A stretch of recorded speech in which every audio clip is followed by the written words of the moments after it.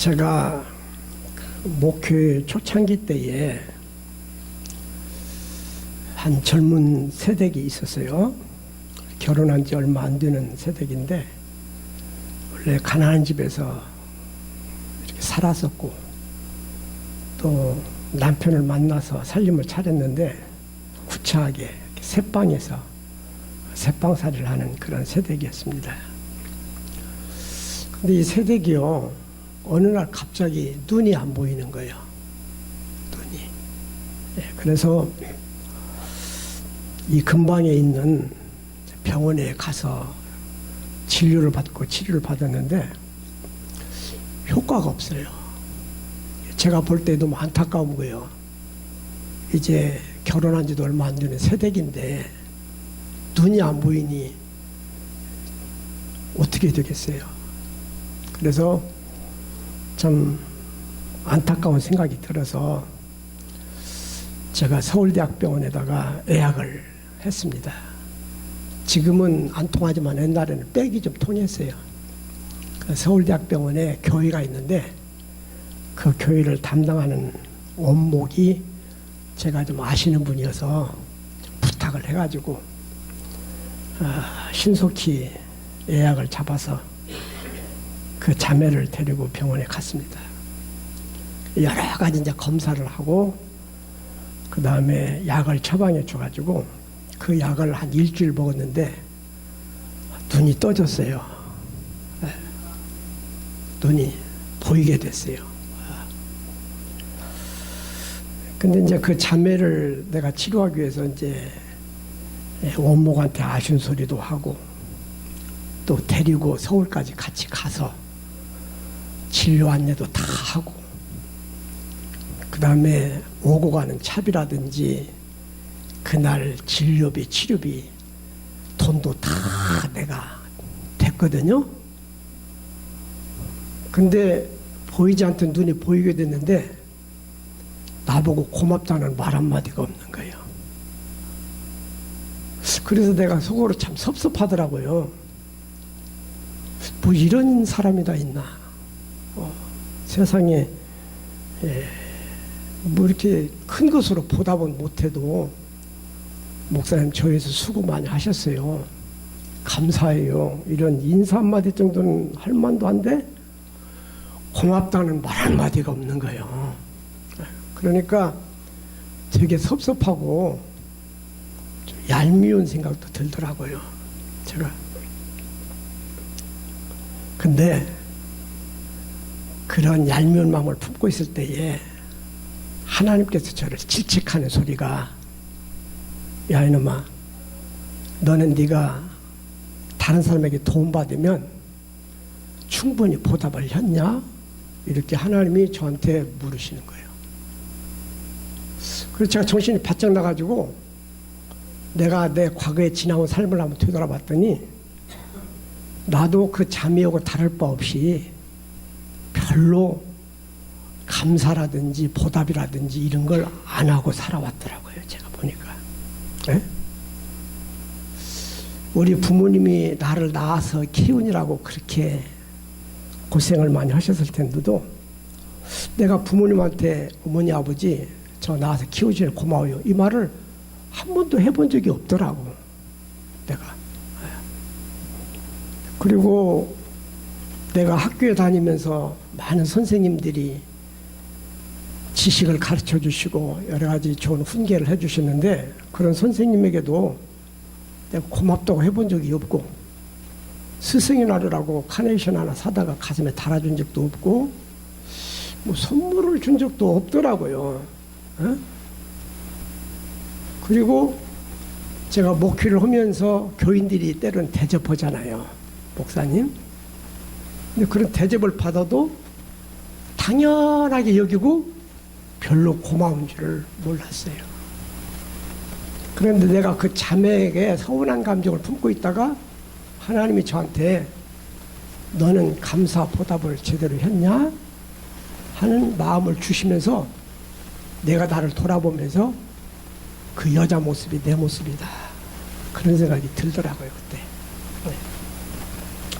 그래서 이제 하나님 앞에서 약속했어요. 하나님, 앞으로는 제가 은혜를 입으면 꼭 보답을 하면서 살아가겠습니다. 이렇게 굳게 다짐을 했습니다. 그래서 교인들이 대접하면은 받기만 하는 것이 아니라 상응하는 보답을 못해도 조그마한 것이라도 보답을 했어요. 또 제가 익산에 나와서 교회를 개척했을 때에도 저를 도와주던 교회가 한 2군데 있었는데 그런 교회에 대해서도 연말이면 제가 목사님께 꼭 인사를 닦았고요. 네. 그러한 교회들의 행사가 있으면 제가 빠지지 않고 가서 축하를 해드리고 그렇게 했어요. 이렇게 내가 입은 은혜에 대해서 보답하면서 살아가니까 어떤 결과가 찾아오느냐면은 내 마음이 편하고 마음이 기뻐요. 기뻐. 받는 기쁨도 있지만 주는 기쁨이 있더만요. 이게 여러분들은 주는 기쁨을 좀 맛을 좀 많이 보셨나요? 주는 기쁨이 있어요. 받는 기쁨도 있지만 주는 기쁨도 있어. 그리고 내가 받기만 하는 것이 아니라 보답을 하니까 마음의 짐이 없는 거예요. 그리고 내가 은혜를 입었을 때에 감사한 마음을 담아서 이렇게 보답을 하면은 인간관계가 좋아지더라고요. 인간관계는 상호관계입니다. 상호관계. 그래서 일방적으로 한쪽으로만 이렇게 사랑이 베풀어지면 그 관계는 오래 지속이 안 돼요. 여러분 잘 들으세요. 부모 자식 간에도요, 오고 가는 정이 있어야 관계가 좋은 관계가 유지가 되지, 그냥 받기만 하고 줄 줄 모르면 부모 자식 관계도 안 좋아져요. 부부 관계도 마찬가지입니다. 부부도 서로 주고받는 오고 가는 정이 있어야 좋은 관계가 유지가 되지, 한쪽이 냉랭하니 쌀쌀하면 그 관계가 좋게 유지가 안 돼요. 교인과 목회자와의 관계도 그렇고요. 이웃 간의 관계도 다 마찬가지입니다. 따라서 봐요. 인간관계는 상호관계입니다. 서로 잘해야 그 관계가 잘 유지가 되는 거예요. 그래서 인간관계가 좋아지더라고요. 그리고 제가 이렇게 보답을 하니까 더 많은 사랑을 받더라고요. 더 많은 사랑을. 더 많은 사랑을 받아. 그래서 은혜를 은혜로 알고 감사히 여길 줄 알고 보답할 줄 알면 그것이 나에게 큰 유익이 되는구나. 그걸 제가 인생살이 속에서 깨달았습니다.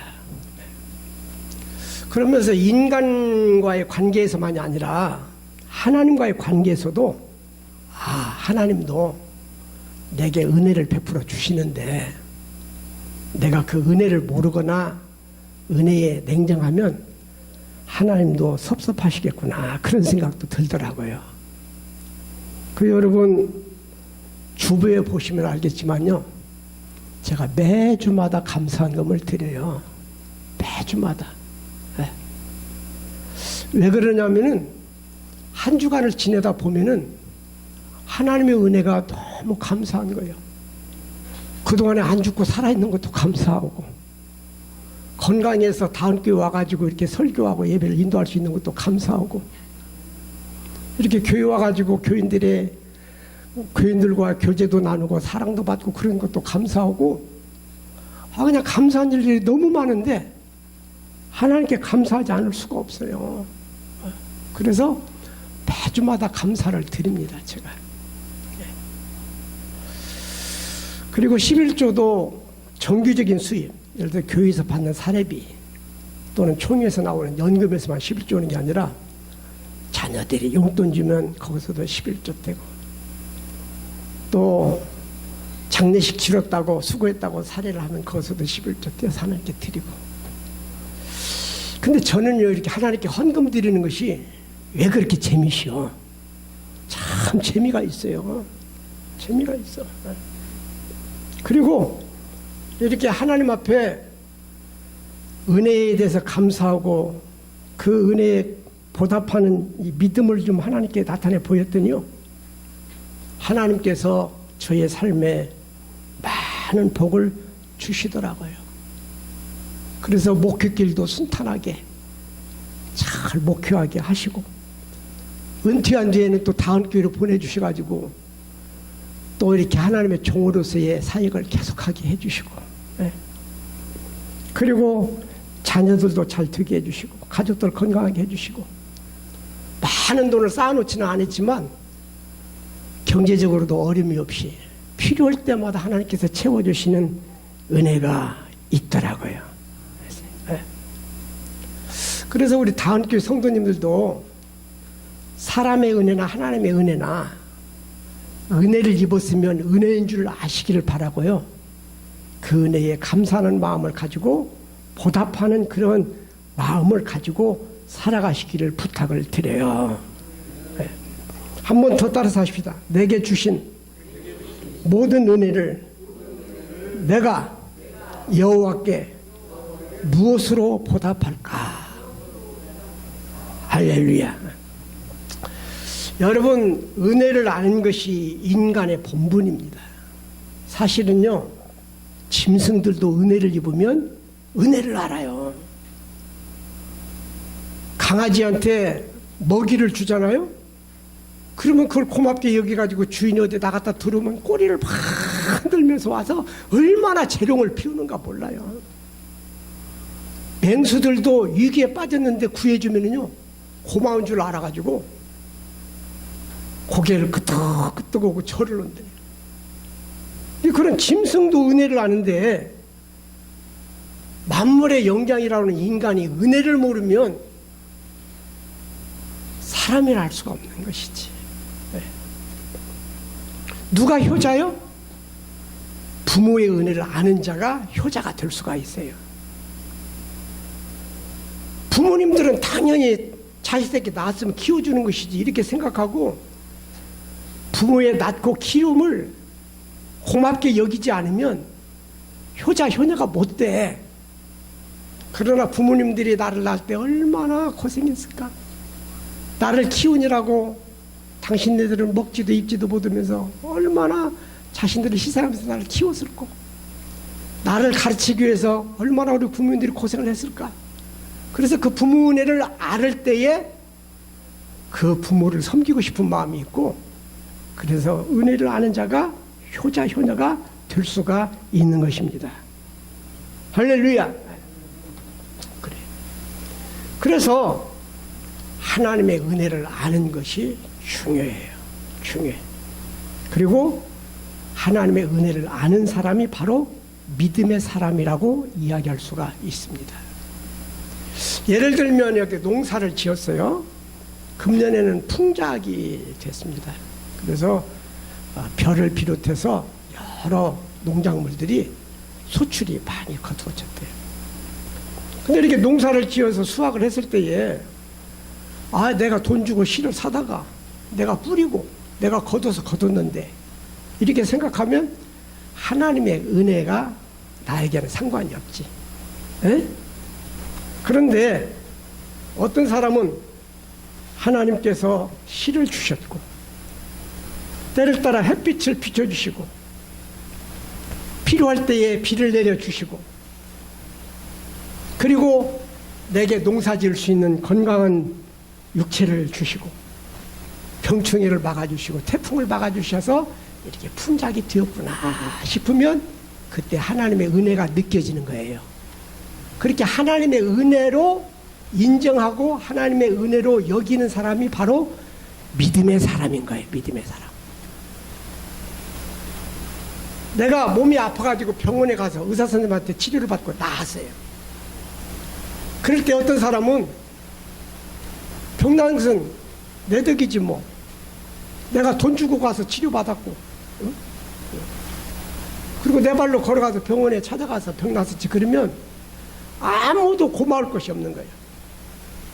그런데 어떤 사람은 내가 치료비는 됐지만 의사 선생님이 나를 잘 진단해서 또 내게 적절한 약을 처방을 해가지고 내가 나아지 생각하면 그 의사가 고맙게 여겨지는 거예요. 의사의 은혜로 여기는 거예요. 그런데 어떤 사람은 하나님께서 나를 치료할 수 있는 의사 앞으로 인도해 주셨고 그 의사에게 지혜를 주셔서 내 병을 잘 찾아내게 만들어 주시고 그 의사를 감동해서 내게 효과 있는 약을 처방하게 해 주셨다고 믿으면 하나님의 은혜가 감사한 거예요. 하나님의 은혜로 여기는 것이 바로 믿음의 사람이라니까요. 이게 믿음의 사람인 거예요. 그게 바로. 예? 여러분, 그런데 농사기술이 좋다고 또 정성과 노력을 많이 기울였다고 꼭 풍작을 거둡니까? 아니잖아요. 태풍이 몰아쳐가지고 벼가 다 쓰러진다든지 비가 제때 안 와가지고 가물어가지고 물을 대지 못해서 고실라진다 그러면 농사가 망쳐지는 거잖아요. 그래서 어떤 분이 농사 짓는데 하나님의 공과 사람의 공이 비율이 얼마나 되는가 세밀하게 조사를 봤더니 사람의 공은 3%밖에 안 되더라는 거예요. 3%. 나머지 97%는 해가 있으니까, 비가 오니까, 그리고 씨앗이 있으니까 하나님의 적절한 기온을 허락해 주시니까 농사가 잘 되더라는 거예요. 그러니까 우리들이 이 세상에 살아가면서 우리가 겪는 모든 일들을 하나님의 은혜로 여기면 그것이 믿음이 있는 사람이고 그 믿음 있는 사람을 하나님께서는 귀하게 여겨 주시는 것입니다. 내가 성공했다. 그때 내가 똑똑하니까 내가 노력을 열심히 해서 이렇게 성공한 것이지 생각하면은 하나님의 은혜는 뭐 상관도 없지요. 그러나 하나님께서 내게 지혜를 주시고 공부할 수 있는 인내심을 내게 허락해 주시고 그리고 나에게 끈기를 주셔서 내가 이렇게 성공했다고 하나님의 은혜로 여기면 그게 믿음의 사람이 되어지게 되는 것입니다. 이렇게 하나님의 은혜로 여기고 하나님을 인정하는 사람이 믿음의 사람이고 그런 사람을 하나님께서는 놀랍게 축복해 주시는 거예요. 여러분 똑똑하다고 다 성공하는 것 아니더라고요. 제가 중학교 때에 우리 반에 제가 부러웠던 친구가 있었어요. 이놈은 공부를 그렇게 잘해. 나보다 훨씬 잘해요. 그리고 왜 이렇게 공부도 잘하면서 생기기도 잘생겼어. 막 체구도 좋은데다가 얼굴도 막 미남이네. 거기다가 이놈은 말이야 공부도 잘하고 생기기도 잘생겼는데 운동도 잘해. 막 핸드볼도 잘하고 축구도 잘하고. 그래가지고 저는 그 친구를 참 부러워했어요. 야, 저놈은 장차 크면은 큰 자리 하나 하겠다 이렇게 부러워했는데요. 그 녀석이 철봉을 하다가 떨어져가지고 허리를 다쳐서 척추가 부러졌어요. 그래가지고 장애자가 돼가지고요. 공부도 제대로 못하고 앞길이 탁 맥혀버리더라고. 그러니까 여러분 우리들이 실력 있고 노력 많이 한다고 다 잘 되는 게 아니고 하나님이 도와주셔야 되는 거예요. 그래서 우리 성경에도 사람이 마음으로 자기의 길을 계획할지라도 그 걸음을 인도하신 분은 여호와 하나님이시니라 그랬고 하나님께서 집을 세우지 아니하시면 세우는 자의 수고가 헛되고 하나님께서 성을 지켜주지 아니하시면 파수꾼이 잠 안 자고 지킨들 허사가 된다고 그렇게 말씀하고 계시는 거예요. 오늘 이제 추수감사절에 우리들이 깨달아야 할 것은 뭐냐면은 모든 것이 하나님의 은혜임을 깨닫는 것이 중요한 거예요. 그러면서 우리가 하나님의 은혜를 깨달았으면 하나님께 감사해야죠. 에? 감사해야 돼요. 감사하는 방법은 여러 가지가 있어요. 우리가 찬양을 통해서 하나님께 감사할 수도 있고 우리가 기도로서 감사 기도를 드릴 수도 있고 신앙생활 열심히 하는 것도 하나님의 은혜에 감사하는 것일 수도 있고 우리가 정성을 모아서 하나님께 헌금을 드리는 것도 하나님께 감사를 드리는 보답하는 행위일 수가 있고 그렇습니다. 어쨌든 하나님의 은혜를 우리가 알았다면 그 은혜에 대해서 무엇인가라도 보답할 줄 알아야 돼요.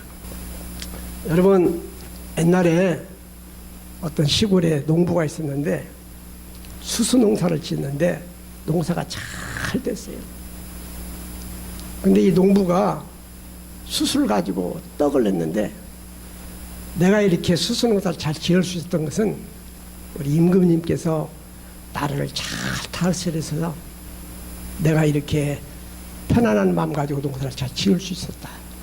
그리고 우리 임금님께서 나를 잘 다스리니까 고을의 수령들이 착취해가지 않고 내가 지은 농산물을 내가 다 먹을 수 있게 되었으니 우리 임금님 참 은혜가 크다, 이렇게 생각이 든 거예요.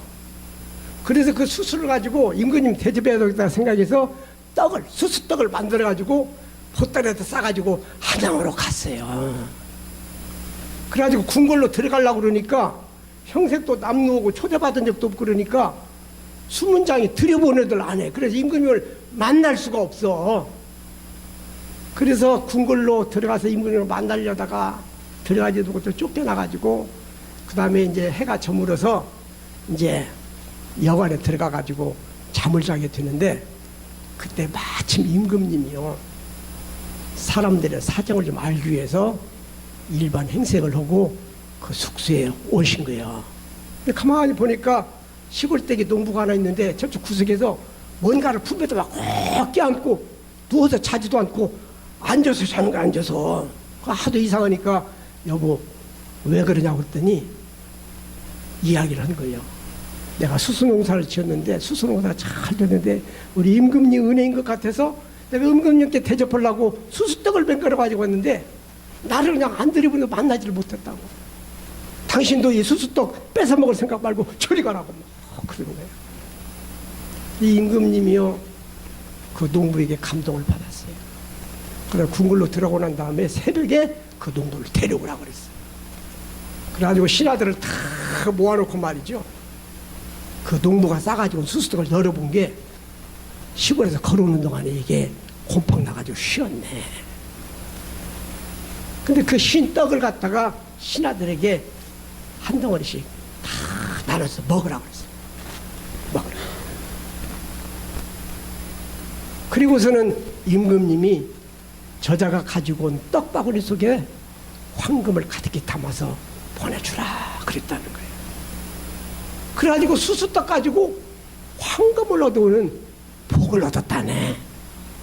근데 그것뿐만 아니라 그 농부의 그런 행위가 임금을 감동시켜가지고, 내가 이 나라를 다스릴 때에 선정을 베푸니까 백성들이 저렇게 위로를 받고 행복해하는구나 생각해가지고 내가 정치를 더 잘해서 국민들을 평안하게 만들어야지 하는 다짐을 해가지고 그 수수떡 몇 덩어리가요, 임금님으로 하여금 선정을 베풀게 하는 마음을 품게 만들고 나라를 부강하게 만드는 결과를 가져왔다는 거예요. 이 감사가 이렇게 위대한 거예요. 우리 다은교인들은 사람에게도 은혜를 입으면 보답하시기를 바라고요, 하나님의 은혜도 깨달아 주셔서 하나님께 보답을 하는 가운데서 하나님의 은혜와 축복을 많이 받는 우리 다은교인들이 되기를 주의 이름으로 축원합니다. 시편 50편 23절 말씀에는 이런 말씀이 기록되어 있습니다. 감사로 제사를 드리는 자가 나를 영화롭게 하나니. 누가 하나님을 영화롭게 한다고요? 감사로 제사를 드린 자가 하나님을 영화롭게 하나니 그의 행위를 옳게 하는 자에게 내가 구원을 베풀리라. 그리고 시편 50편 14절 말씀에 보면은 감사로 제사를 드리며 지존하신 이에게 네 서원을 갚으며 환난 날에 나를 부르라 내가 너를 건지리라 하고 말씀하십니다.